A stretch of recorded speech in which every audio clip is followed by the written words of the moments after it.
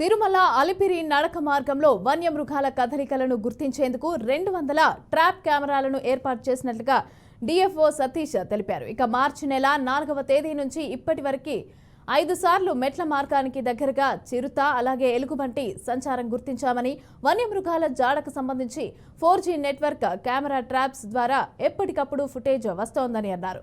ఇక చిరుతలు, ఎలుగుబంట్లు సంచారాన్ని గుర్తించినప్పుడు వెంటనే భక్తుల రక్షణ కోసం అటవీ శాఖ అలాగే టీటీడీ సిబ్బంది చర్యలు చేపడుతోందన్నారు. అలిపిరి మెట్ల మార్గంలోని గాలి గోపురం నుంచి నరసింహ ఆలయం వరకు రాత్రి సమయాల్లో భక్తులకు గుంపులుగా వెళ్లాలని ఆయన సూచించారు.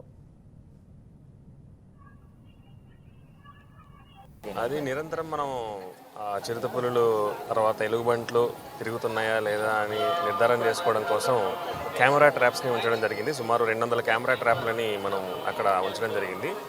మనకి ఏంటంటే ఫిబ్రవరి నెల మొత్తం కూడా ఒక చిరుతపులి సంచారం అనేది అసలు లేదు.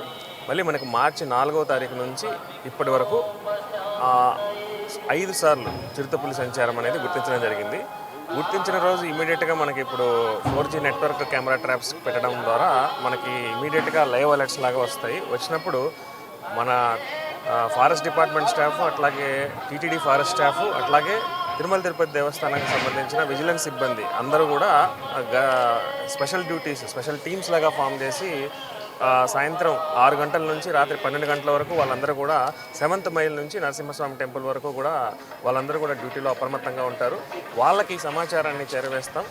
వాళ్ళు తక్షణమే అక్కడ ఉన్నటువంటి భక్తులందరినీ కూడా అప్రమత్తం చేసి అందరినీ గుంపులుగా రోప్ పార్టీస్ని తీసుకొని వచ్చి నరసింహస్వామి టెంపుల్ వరకు కూడా వాళ్ళని వదిలిపెట్టడం జరుగుతుందండి. ఈ విధంగా ఎప్పటికప్పుడు అప్రమత్తం చేసుకుంటూ నిరంతరం పర్యవేక్షణ చేస్తూ ఈ వైల్డ్ లైఫ్ మానిటరింగ్ అనేది చేస్తున్నాము.